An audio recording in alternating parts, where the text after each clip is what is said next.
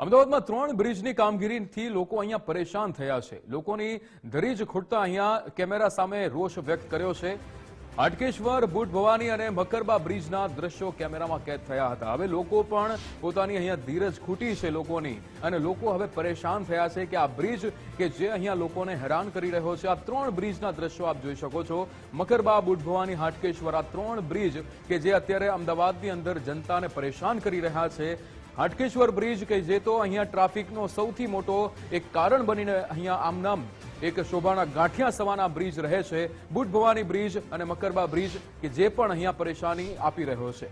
અમદાવાદના હાટકેશ્વર બ્રિજથી જે જનતા હવે પરેશાન થઈ રહી છે, 2017માં 42 કરોડના ખર્ચે આ બ્રિજ બનાવવામાં આવ્યો હતો। 5 વર્ષ વીત્યા, લોકોએ આ બ્રિજ આ જ સ્થિતિમાં જોયો છે। બ્રિજને તોડી નાખવા માટે 3.90 કરોડના ખર્ચે કોન્ટ્રાક્ટ આપવામાં આવ્યો છે। વાહન ચાલકો, રાહદારી, દુકાનદારો બધા જ પરેશાન થયા છે। જૂન 2024માં એએમસીએ બ્રિજ તોડવાનો અંતિમ નિર્ણય લીધો હતો। જાન્યુઆરી 2025માં તોડકામની કાર્યવાહી શરૂ થવાની તૈયારી હતી। ઓગસ્ટ 2025 બ્રિજ બનાવનાર કંપની અજય ઇન્ફ્રા કોર્ટમાં પહોંચે છે અને 30 ઓગસ્ટ 2025ના રોજ આ મામલામાં વધુ સુનાવણી હાથ ધરાશે। हालांकि तो मैडम फूल पड़े है अँ गाड़ी 150 થી 200 दुकानों है। बधा वेपारी ने बहुत तकलीफ पड़े है। जेम बने जल्दी निराकरण आए तो आपणे शांति थाय।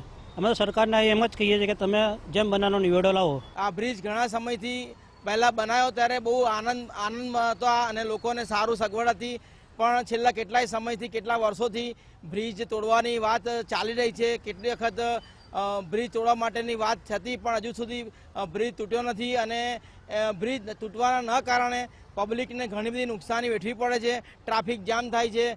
રિક્ષા, બસો અને વ્હીકલ્સ અને ટુ વ્હીલર બધા લોકોને સમસ્યા નડી રહી છે। ત્યારે બ્રિજ બન્યો ત્યારે બધાને બહુ સગવડ મળી, બહુ આનંદ હતો બધાના મનમાં અને ઘણી બધી તકલીફો ઓછી થઈ ગયેલી હતી।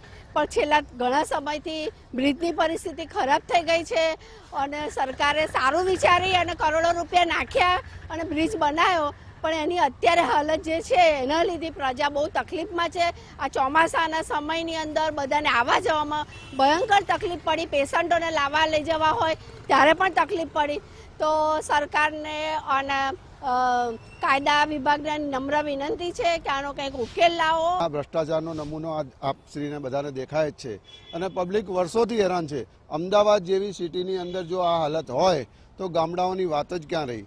સ્માર્ટ સિટી અમદાવાદમાં કરોડો રૂપિયાના વિકાસના નામે પૈસા ખર્ચાય છે, પરંતુ વિકાસ કેટલો થઈ રહ્યો છે? કારણ કે અમદાવાદનો આ હાટકેશ્વર બ્રિજ કે જે વિકાસની નિશાની કહી શકાય, કારણ કે અહીંયા કરોડો રૂપિયાના ખર્ચે આ બ્રિજ બનાવ્યો હતો અને સૌથી મોટા અમદાવાદના ભ્રષ્ટાચારની આ જીવતો જાગતો પુરાવો છે। કારણ કે આ બ્રિજ છેલ્લા 3 વર્ષથી બંધ અવસ્થામાં છે અને સરકાર દ્વારા આ બ્રિજ તોડવાનો જે આદેશ છે તે લગભગ 3 વર્ષ પહેલા આપી દેવામાં આવ્યો છે, પરંતુ છેલ્લા 3 વર્ષથી આ બ્રિજ તૂટતો નથી અને તેના કારણે અહીંના જે સ્થાનિકો છે કે જે પરેશાન થઈ ચૂક્યા છે। 200 થી વધારે અહીંયા જે દુકાનો છે તેમના ધંધા રોજગાર છે તેના પર પણ અસર થઈ છે। પરિણામે જે બ્રિજની બાજુમાં આવેલી જે સાંકડી જગ્યા છે ત્યાંથી વાહન ચાલકો પસાર થઈ રહ્યા છે। સવારે અને સાંજે જ્યારે પીક અવર્સ હોય કે લોકો મોટી સંખ્યામાં પશ્ચિમ વિસ્તારમાંથી પૂર્વ વિસ્તારમાં પોતાના ઘરે જતા હોય છે વેપાર રોજગાર કે પછી નોકરીમાંથી છૂટીને, ત્યારે અહીંયા સખત ટ્રાફિક થાય છે અને અહીંના સ્થાનિકો પણ ત્રાહિમામ પોકારી ચૂક્યા છે। હવે જોવાનું એ રહેશે કે આ બ્રિજ તોડવાનો તો આદેશ આપી દીધો છે, પરંતુ હવે આ બ્રિજ ક્યારે તોડી પાડવામાં આવશે અને ક્યારે આ જે નવો બ્રિજ છે તે બનાવવામાં આવશે। કેમેરામેન નિકુંજ પ્રજાપતિ સાથે માનસી પટેલ, ગુજરાત ફર્સ્ટ, અમદાવાદ। ત્યારે હવે વાત કરી લઈએ અમદાવાદના બુટ ભવાની રોડ પરના બ્રિજની કામગીરી કે જે અધૂરી જ રહી ગઈ છે। વેજલપુર ચોકડીથી ગોપીચાર રસ્તાને જોડતો આ બ્રિજ કે જે કાચબા કરતા પણ ધીમી ગતિએ ચાલી રહે છે, તેનું કામ જે છે એ આટલું ધીમું ચાલે છે। બ્રિજની કામગીરીને 2 વર્ષ પૂર્ણ થયા, પણ હજુ પણ આ લોકો એ રામ ભરોસે છે। લાઈનો તૂટી છે, પાઇપો નવી નાખી છે, આવું એએમસી કહી રહ્યું છે, પણ આ તંત્રની નબળી કામગીરીના કારણે લોકોને અહીંયા પારાવાર મુશ્કેલીનો સામનો કરવો પડી રહ્યો છે।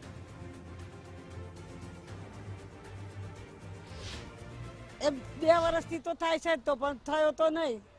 હેરાનગતિ અમે અત્યારે બહુ છે, અમારા નાના નાના છોકરા છે, બહુ હેરાનગતિ છે, નાના નાના બચ્ચા આવે, એક્સિડન્ટ થાય. સમસ્યા તો અત્યારે પેલું બાજુ પાણી બહુ ભરાયા, રસ્તામાં તકલીફ પડે, ટ્રાફિક બહુ જામ થઈ જાય સાંજે.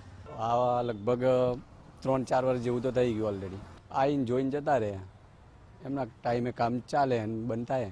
લગભગ સમયસર ફૂલ પાણી ભરાઈ ગયા અને ટ્રાફિકે ફૂલ જામ થઈ ગયું ને જલ્દી પાર આવતું હે નહીં ને તકલીફ અમને ઘણી પડે છે. 3-4 વર્ષની બ્રિજનું કામ ચાલુ હોય કે અહીંયા ટ્રાફિક બી બહુ થાય, પાણીની સમસ્યા વધારે, બરોબર. અહીંયા આગળ એક તો ગાડીઓ વચ્ચોવચ્ચ આગળ 4 રસ્તા પર પડી એટલે ટ્રાફિક બહુ થઈ જાય. અને બ્રિજવાળા આવીને કેટલી વાર કમ્પ્લેનો કરી પણ એક વખત સાંભળતા નથી, આવીને જોઈને જતા રહ્યા. કાલ 2-3 વખત બી કીધું, અમિત ઠાકરના બી કહેવાયું તો એ બી આવીને ગયા, એ બી કહીને ગયા કે હા કરાવીશું અમે. બુટ ભવાનીથી લઈને સૈયદ સુધી અહીંયા ટ્રાફિક ડેલી ફૂલ ટ્રાફિક, સાંજ પડે ટ્રાફિક બહુ થઈ જાય અહીંયા આગળ.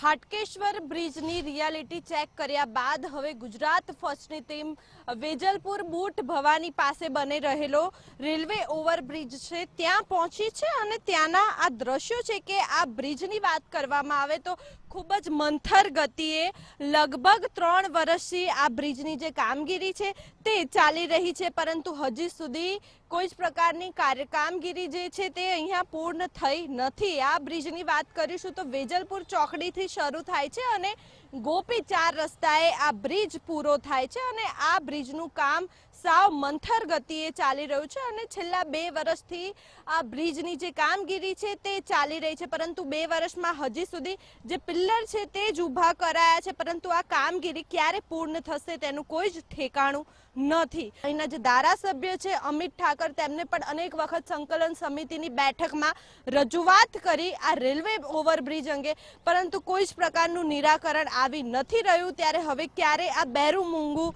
તંત્ર છે તેમના દ્વારા આ જે કામગીરી છે બ્રિજની તે પૂર્ણ કરવામાં આવશે અને અહીંના સ્થાનિકોને આ બ્રિજથી છુટકારો મળશે.